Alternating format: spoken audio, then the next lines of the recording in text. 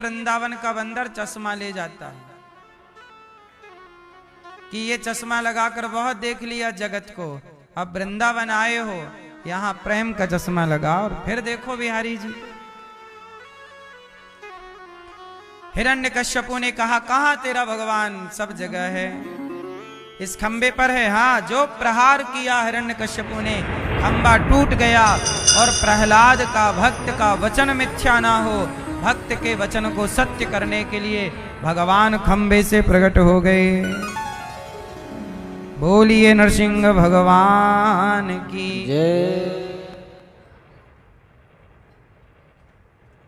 प्रहलाद जी के प्रेम में प्रकट हो गए। हिरण्यकश्यप बोला, कौन हो? भगवान बोले, तेरी मृत्यु। हिरण्यकश्यप बोला, मैं नहीं मरूंगा। क्यों? ना दिन के मरूं ना रात को। भगवान बोले, ना ये दिन है ना रात, शाम का समय है, अब तो मरेगा, संध्या। बोला, ना अस्त्र से मरूं ना शस्त्र से। भगवान बोले, ना मैं अस्त्र से मारूंगा ना शस्त्र से, ये बड़े बड़े नाखून मैंने तेरे लिए बढ़ाए। बोला, 12 महीने में किसी महीने नहीं मरूंगा। भगवान बोले, 13वां महीना चल रहा है, पुरुषोत्तम महीना, अब तो मरेगा। बोला, अभी भी नहीं मरूंगा। क्यों? ब्रह्मा के बनाए किसी व्यक्ति से नहीं मरूं। भगवान बोले, ब्रह्मा हमें नहीं बनाते, हम ब्रह्मा को बनाते हैं, अब तो मरेगा। कितना चतुर था हिरण्यकश्यपु, ऐसे वरदान मांगा था कि मानो अमर हो गया। डायरेक्ट तो बोल नहीं सकते ना ब्रह्मा जी कि तू अमर है या कोई वरदान, क्योंकि इस धरती पे कोई अमर नहीं है। पर उसने ऐसी चतुराई से मांगा कि वो अमर ही हो। अब सोचो, ये मांग लिया कि 12 महीने में किसी महीने नहीं मरूं। अब लो, ना ऊपर मरूं ना नीचे, ना अंदर मरूं ना बाहर, ना अस्त्र से ना शस्त्र से, ब्रह्मा के बनाए किसी व्यक्ति, किसी जीव, किसी जंतु से नहीं मरूं। अब बताओ, सबको ब्रह्मा ही बनाते हैं, अब बताओ कैसे मरेगा? फिर भी मरा मैया। किसी से ना मरने वाला हिरण्यकश्यपु भी मर गया। इसलिए अमर होने के ख्वाब ना देखिएगा, फटाफट अपने मरने की तैयारी पे लगिएगा। जितना अधिक माला जप सकते हैं, चिंतन कर सकते हैं, ईश्वर का भजन कर सकते हैं, यही तैयारी है। भगवान का चिंतन करो, भगवान का भजन साथ देगा। इस धरा में कितना भी हम कमा लें, कुछ भी कर लें, सबको सब छोड़ के चले गए। सही है कि नहीं? अच्छा, एक बात बताओ, जब आप किसी को मरते देखते हैं, किसी के मरने पे जाते हैं, तो आपको नहीं लगता कि यार अपन भी ऐसे एक दिन चले जाएंगे? फिर भी आप लड़ाई झगड़ा करती ही रहती हो मैया। ये नहीं कि प्रेम से रहो, मर तो जाना है। क्यों जीवन में इतना झगड़ा करना? कितना परेशान लोग होते हैं, तनिक सी जिंदगी के लिए भी इतना परेशान होते हैं लोग। क्यों? जिंदगी बहुत छोटी सी है कि नहीं? सच बताओ, जिंदगी बहुत बड़ी है कि बहुत छोटी है? बहुत छोटी सी जिंदगी के लिए लोग इतना परेशान होते हैं, पूछो मत। प्रहलाद जी को भगवान अपनी जीभ से चाटने, हिरण्यकश्यपु को गोद में लिटाया, उसको फाड़ दिया, उसकी छाती, हाथों की माला बनाई। भगवान ने कहा, पुत्र प्रहलाद कुछ मांग लो। भगवान प्रहलाद जी ने कहा कि कभी कुछ मांगने की इच्छा ही ना हो, ऐसा वरदान दीजिए। भगवान ने कृपा की, प्रहलाद को गोद में बिठाया, बड़ा लाड़ प्यार किया भगवान ने। प्रहलाद जी ने स्तुति की, ब्रह्मादयः सुरगणा मुनयोथ सिद्धा, सत्वैकतानमतयो वचसां प्रवाहै, नाराधितुं पुरुगुणैरधुनापि विप्रुः, किं तोष्टुमर्हति समे हरिरुग्रजाते। ब्रह्मादयः सुरगणा। हे प्रभु, आपकी स्तुति सबने की, आपकी जय हो, जय हो। अब भगवान प्रहलाद जी पर कृपा करके राजसत्ता देकर परम धाम गए भगवान अपने। एक दिन की बात है, मैया भगवान ने प्रहलाद जी पर कृपा की। एक बार हाथी नहाने गया तो हाथी का पांव एक मगर ने पकड़ लिया। तब भगवान ने हाथी की रक्षा के लिए हरि अवतार धारण किया और गज और ग्राह में गज की पुकार सुनी, ग्राह का उद्धार किया भगवान ने। एक बार समुद्र मंथन हुआ। समुद्र मंथन में 3 अवतार लिए भगवान ने, धनवंतरी, कच्छप और मोहिनी। समुद्र मंथन क्यों करना पड़ा? क्योंकि लक्ष्मी जी नाराज होके चली गई। समुद्र मंथन में सबसे पहले क्या निकला? क्या निकला था? जहर, विष। वो जहर किसने पिया? याद रखना, समुद्र मंथन में सबसे पहले क्या निकला? जहर। आप जीवन में कोई भी काम करोगे तो सबसे पहले उसमें जहर निकलेगा। मतलब कोई भी काम करोगे पहले असफलता का जहर होगा, लेकिन मंथन करते रहो तो आखिरी में अमृत भी निकलता है। आज असफलता मिली है तो प्रयास करते रहिए, कार्य करते रहिए, कल सफलता भी। असफलता जहर है और सफलता अमृत है। अमृत तक पहुंचने के लिए जहर से गुजरना पड़ेगा। आप लोग ना जीवन में तनिक कष्ट पाकर, तनिक असफल होकर परेशान हो जाते हैं। कोई बात नहीं, आज हम असफल हो गए, आज हम हार गए, कल फिर नए उत्साह के साथ जीवन जीतने की। जीवन एक जंग है, हर दिन आपको लड़ना है। आप लोग परेशान क्यों हो गए? क्योंकि आप लोगों ने लड़ना छोड़ दिया। आप लोगों ने क्या करना छोड़ दिया? किससे लड़ना? आसपास की बुराइयों से लड़ना। मैया, बिना संघर्ष के, बिना लड़ाई के जीवन नहीं चलता। इसलिए मैं आपसे निवेदन करूं, कई लोग क्या कहते हैं, अरे कौन लड़े, कौन बात करे, कौन कोर्ट कचहरी करे। नहीं मैया, लड़ना पड़ता है कई बार। अर्जुन भी नहीं लड़ना चाहते थे महाभारत, कृष्ण ने लड़ाया कि नहीं? क्या बिना लड़े अर्जुन को न्याय मिला? बोलो, क्या बिना लड़े सीता मैया को न्याय मिला? राम तो भगवान थे, उन्हें भी लड़ना पड़ा। इस धरती पे भगवान आ जाएं तो बिना लड़े उन्हें न्याय नहीं मिलेगा, तो बिना लड़े आपको न्याय मिल जाएगा। आपने गलती कर दी, आपने लड़ना छोड़ दिया। आप लोग कहते यार कौन लड़े? नहीं, कौन लड़े? वो लड़ेंगे, तुम ना लड़ पाओगे। राम जी अयोध्या से जब गए, अच्छा एक बात बताओ, जब राम जी का वनवास हुआ, बोलो हाँ, तो राम जी मुकुट लगा के गए, सोना लेके गए, चांदी लेकर गए, क्या लेकर गए? धनुष बाण। एक बात बताओ कि राम जी को जंगल जाना था 14 साल, धनुष बाण ले जाने की क्या जरूरत थी? क्यों ले गए?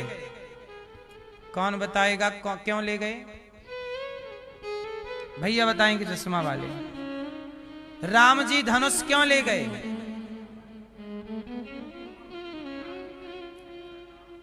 हैं? क्योंकि राम को पता था, राम के पास ज्ञान है। राम को पता था कि कुछ लोग मेरे ज्ञान से समझ लेंगे, लेकिन कुछ मेरे ज्ञान से नहीं समझेंगे। जो दुष्ट मिलेंगे वो धनुष की भाषा ही समझेंगे। तो राम का धनुष तो राम के पास आज भी है, आपका धनुष कहाँ है ये बताओ। आप लोगों ने अपने को बिल्कुल कमजोर कर लिया है। कोई भी आपको मार के चला जाएगा,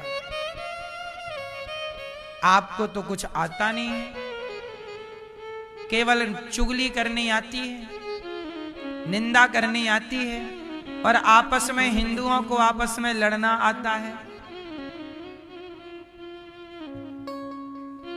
कल खतरे की घंटी बजेगी, विधर्मी जब दौड़ेंगे झुंड में तुम्हारी ओर, क्या कर लोगे?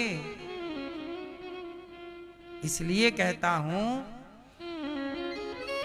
कि उन लोगों को तो बम फोड़ना भी आता है। अभी देखो ना, दिल्ली में लाल किला में एक डॉक्टर साहब ने बम फोड़ दिया।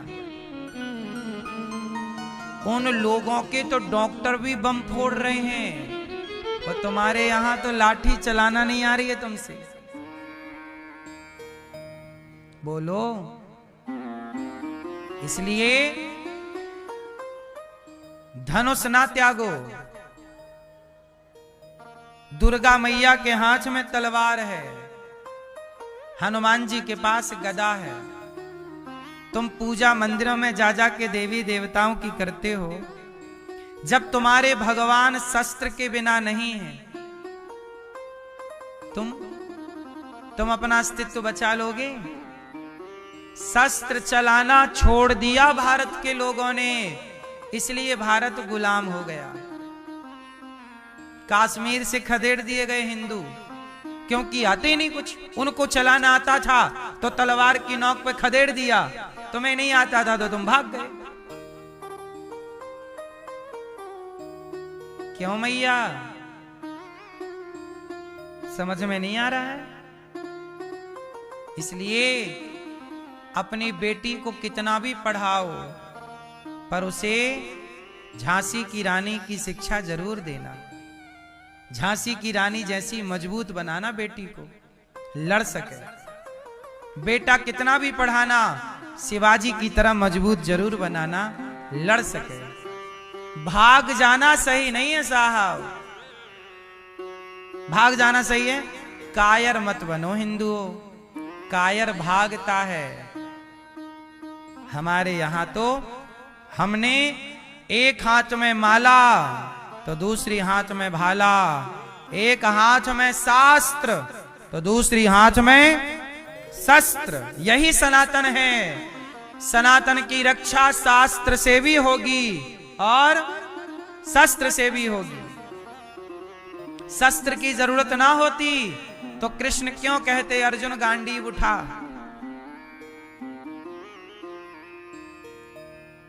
आज हिंदू कमजोर हो गया है, और ये कमजोरी आप पर भारी पड़ेगी। इसलिए मेरी माँ ये मत कहा करो कि यार चलो कौन लड़े कौन नहीं। कुत्तों का स्वभाव देखा है? यदि कुत्तों से डर के भागोगे तो कुत्ते खदेड़ देंगे आपको, और जरा खड़े हो जाओगे तो सारे कुत्ते भाग जाएंगे। तो भागोगे तो भगाए जाओगे, और खड़े हो गए डट के तो वो भाग जाएंगे कुत्ते। इसलिए कुत्तों से आप लोग कई बार कहते हैं कुत्तों के मुंह क्या लगना, कई बार कुत्तों के मुंह लगना पड़ता है। नहीं समझ में आई बात? कुत्तों के सामने खड़े हो जाओगे सारे कुत्ते, हाँ। इसलिए ये दास अनिरुद्ध, मुझे भी लगता है कि देखो मैं चुप रहता हूं ना तो सब बोल के कुत्तों की तरह बकबक करते रहते हैं। सही है कि नहीं?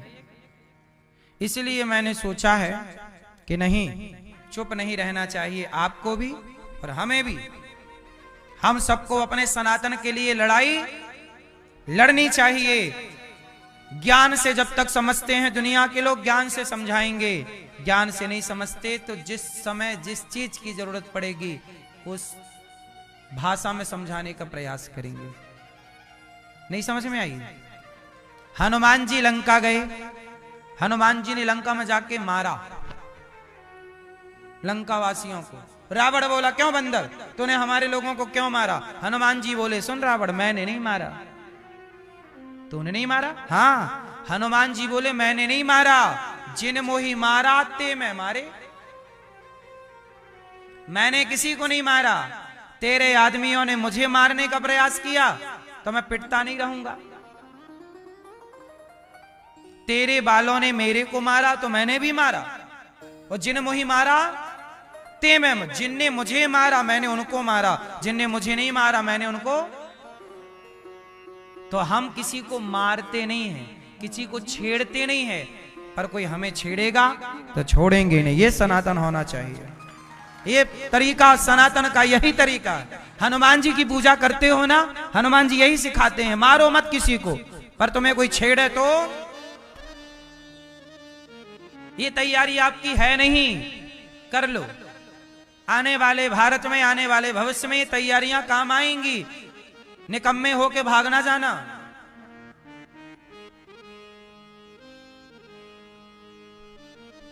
बात समझ में आ रही है कि नहीं? हमारे देश में विधर्मियों की बढ़ती हुई आबादी आपको चिंता है कि नहीं? उनके रोज आबादी का दर बढ़ रहा है और हिंदुओं की आबादी घट रही। तो आबादी जिसकी लाठी होगी, जिसकी ज्यादा संख्या होगी वही। इसलिए आपका भविष्य सुरक्षित नहीं है। हिंदुओं का, सनातनियों का भविष्य बहुत सुरक्षित नहीं है। हमें तो विधर्मियों से भी लड़ना है और अपने भीतर के गद्दारों से भी लड़ना है। हमारे दो शत्रु हैं, विधर्मी और अपने गद्दार। क्योंकि ये गद्दार देखो ना, कुछ भी होता है तो अपने कुछ हिंदू उनका पक्ष लेने लग जाते हैं, जैसे वो उनके जीजा लगते हों। सही है कि गलत है?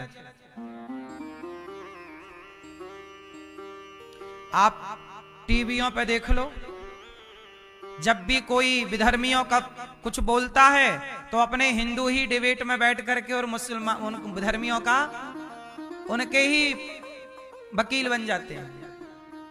खाते सनातन की रोटी है, वो गुणगान गा रहे हैं। ऐसे जयचंदों से भी तो लड़ना पड़ेगा। इसलिए मेरी मां,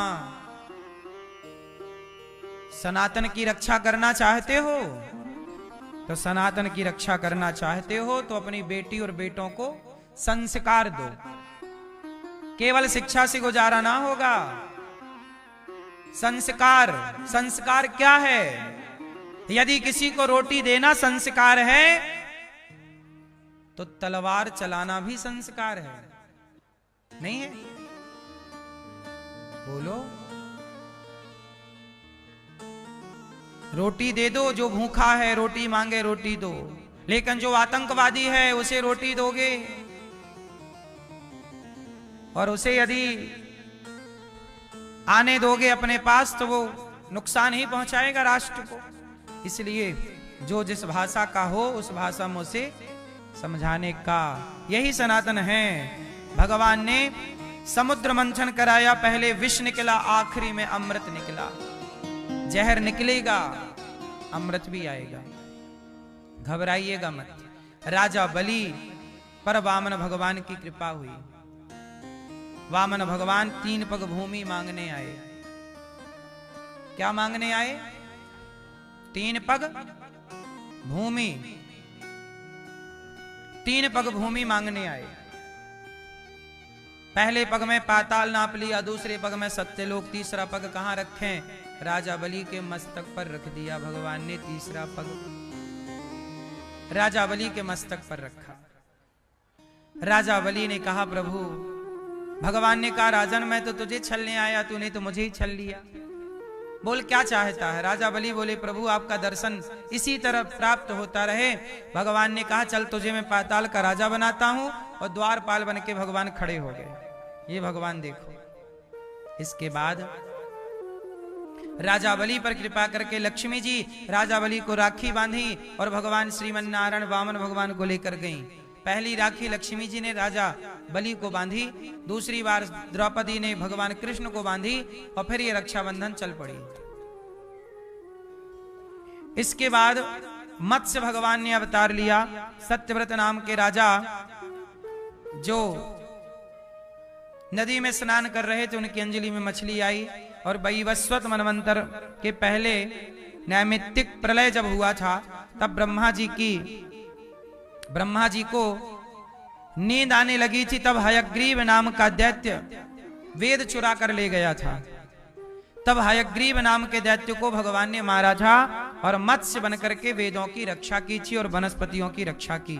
बाद में सत्यव्रत नाम के राजा ही वैवस्वत मनु हुए इस मनवंतर में।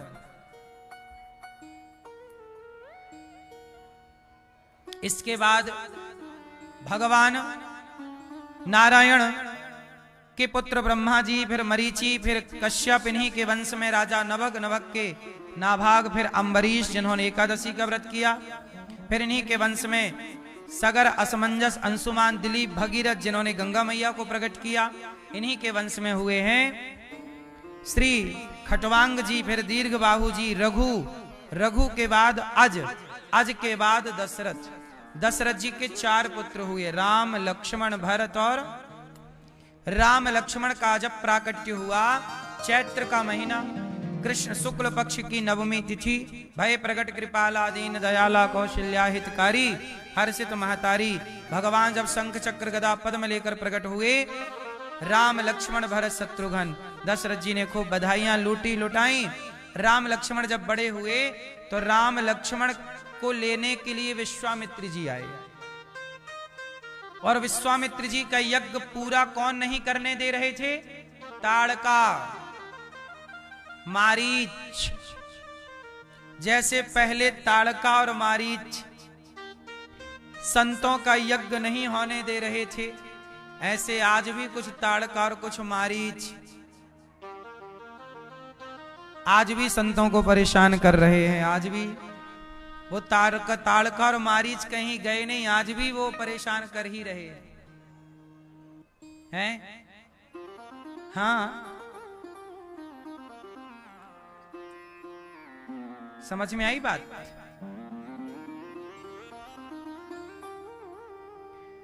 तो ताड़का मारीच को भगवान गए और राम जी ने ताड़का को मारा। कैसे मारा? एक ही बाण प्राण हरे लीना। एक ही बाण मारा राम जी ने। ताड़का को देख के ने राम जी मुस्कुरा गए, केवल मुस्कुरा दिया। राम जी मुस्कुराए, ताड़का मर गई। राम जी की मुस्कान पे मर गई ताड़का। एक बाण मारा, मर गई। बिन फण का बाण मारा मारीच को तो मॉरिशस में जाके गिरा। मारीच के नाम से मॉरिशस बना। इसके बाद राम जी गुरु जी का यज्ञ पूरा कराते हैं, तब तक स्वयंवर की घोषणा हो गई। जनक जी ने निमंत्रण भेजा, राम लक्ष्मण चले, तो अहिल्या का उद्धार हुआ है। और इसके बाद राम जी जनकपुर पहुंचे और जनकपुर में सीता मैया स्वयंवर में पहुंची। स्वयंवर में क्या हुआ कि बड़े बड़े राजा आए। भूप सहस 10 एक ही वारा, लगे उठावन टरहि न टारा। 10,000 राजाओं ने एक साथ ही धनुष उठाया, पर किसी से हिला भी नहीं। अच्छा मैया, कितने वार होते हैं? कितने वार होते हैं? 7 वार, सोमवार, मंगलवार। 7 वारों में सबसे बढ़िया वाला वार कौन सा है? कौन सा वार अच्छा है? मैया बताएंगी चश्मा वाली। कौन सा वार अच्छा मेरी माँ? सोमवार। मैया 8वां भी एक वार होता है, और वो वार का नाम है परिवार। जिसका परिवार अच्छा है उसका सोमवार भी अच्छा है, मंगलवार भी अच्छा है, बुधवार भी अच्छा है, 7 वार अच्छे। और जिसका परिवार अच्छा नहीं है तो क्या सोमवार, क्या मंगलवार, क्या बुधवार। क्यों जी, बात सही है? 7 वार बढ़िया बनाने के लिए कौन सा वार बढ़िया चाहिए? इसलिए परिवार को बेहतर बनाइए, बाकी के वार तो बेहतर हो जाएंगे। राम जी ने धनुष तोड़ दिया, धनुष टूट गया। तो किसी ने कहा धनुष तुम टूट गए।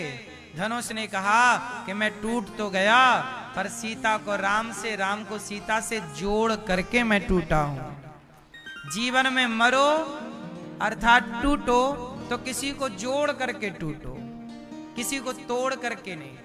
जोड़ना है, तोड़ना नहीं। बोलो हाँ। सनातन की एकता को अखंड बनाना है, जोड़ना है। सनातन की एकता को तोड़ना नहीं है। राम जी सीता जी के आगे खड़े हैं।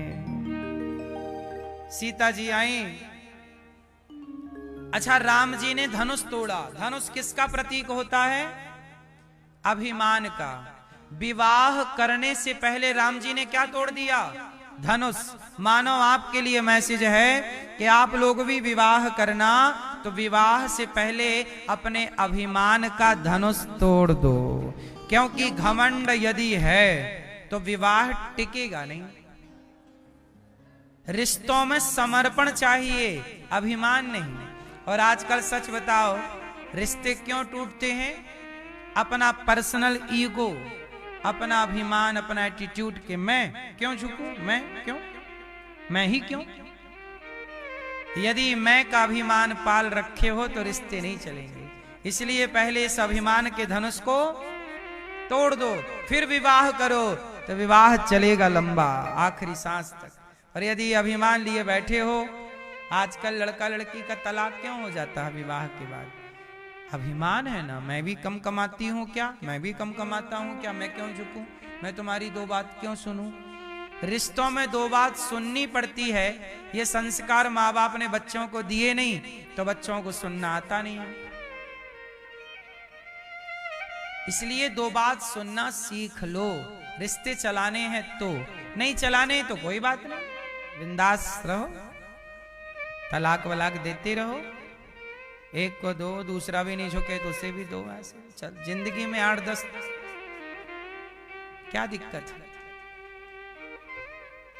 और निभाना है तो झुको, नहीं निभाना तो कोई जरूरत नहीं। क्यों झुकने का नहीं, झुकने का नहीं।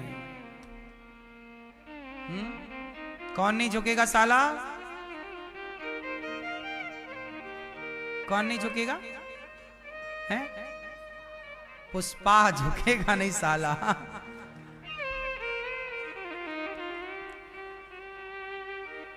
नहीं झुकेगा तो टूटेगा साला, झुकेगा तो रहेगा।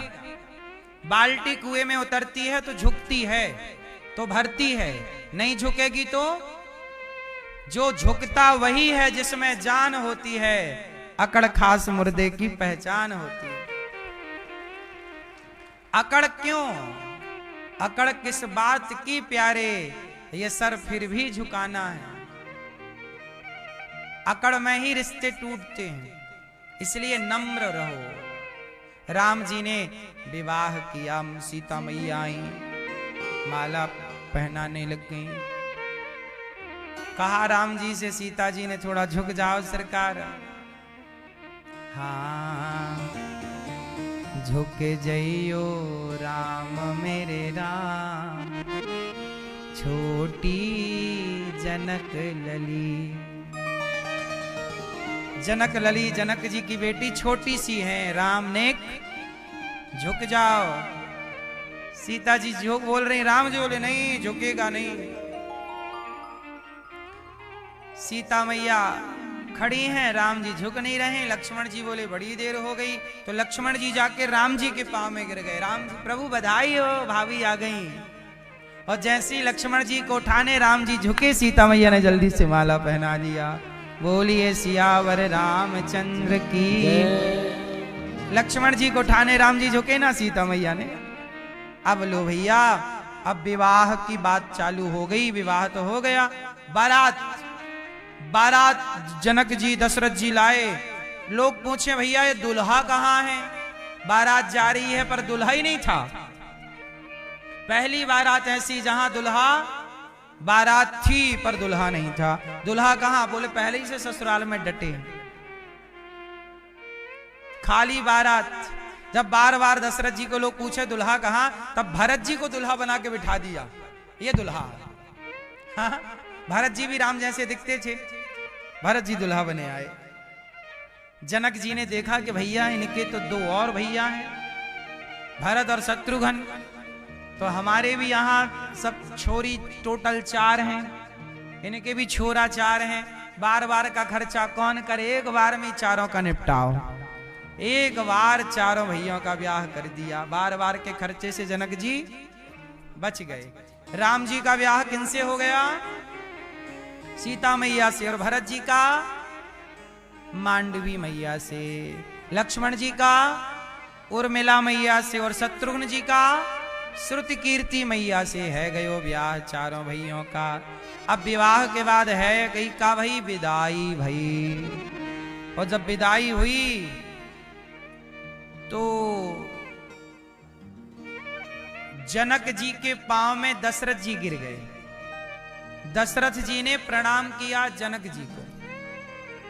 अच्छा, आज के परंपरा में कौन किसे प्रणाम करता है, लड़की का पिता लड़के के पिता को प्रणाम करता है, लेकिन यहां उल्टा हुआ, जनक जी को दशरथ जी ने प्रणाम किया। क्यों?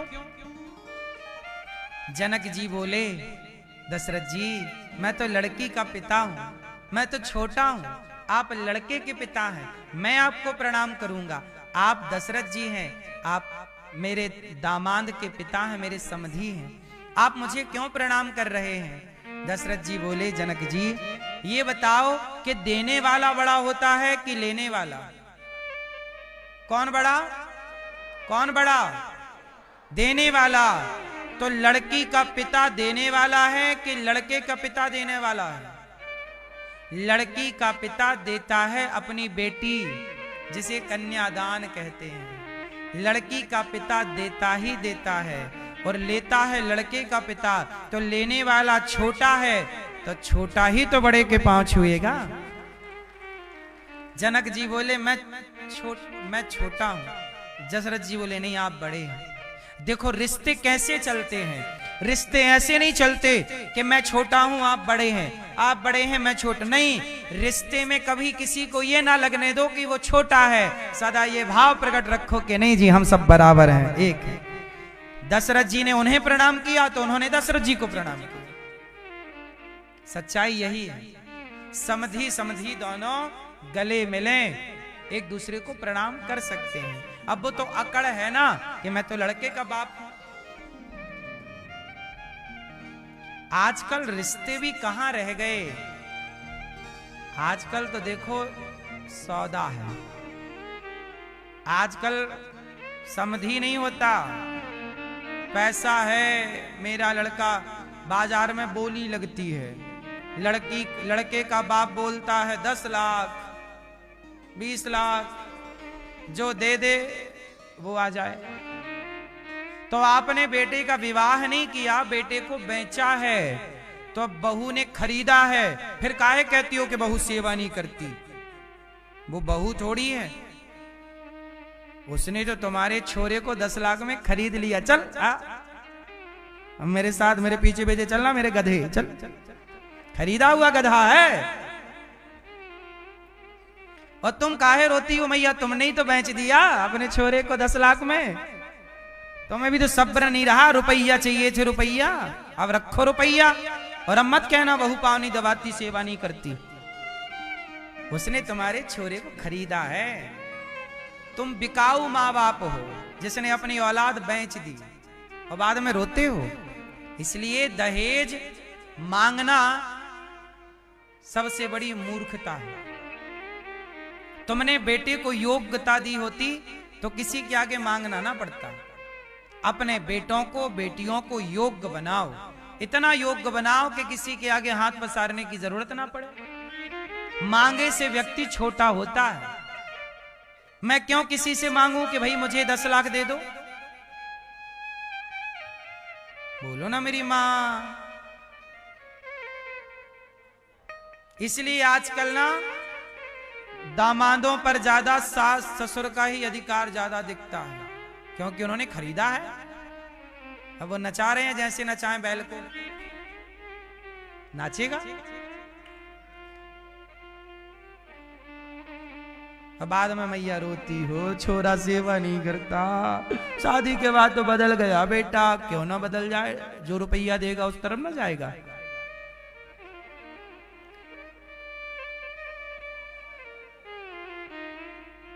दहेज चाहिए तुम्हें, रखो दहेज। मैया तुमने तो लिखा था ये मेरी साड़ी, ये वाली, ये वाला लहंगा, ये वाला, ये सब सामान लाना, सोने का हार लाना, अंगूठी लाना, सब दे दिया। ले बुढ़िया ले, ठूस मुंह में। अब मत बात करना, मेरा छोरा सेवा नहीं करता। आजकल तो पर्ची लिख के भेज दी, इतनी लंबी, इतना सामान चाहिए, इतना। जो बच्चा कल पैदा हुआ उसके भी कपड़े लिख देती है मैया। हाँ हाँ, कपड़े पहनाने को नहीं थे तो पैदा काहे कर लिए। हाँ, मांगने में भी आदमी इतना बड़ा मुंह फाड़ता क्यों। सीता मैया विदा हुई, राम जी गए अयोध्या, सीता जी आई। अब मुंह दिखाई चल रही है रस्म। सीता मैया का मुंह, कौशल्या मैया को लगा कि मेरी बहू मेरे राम से सुंदर तो नहीं होगी। मेरे राम बहुत सुंदर है,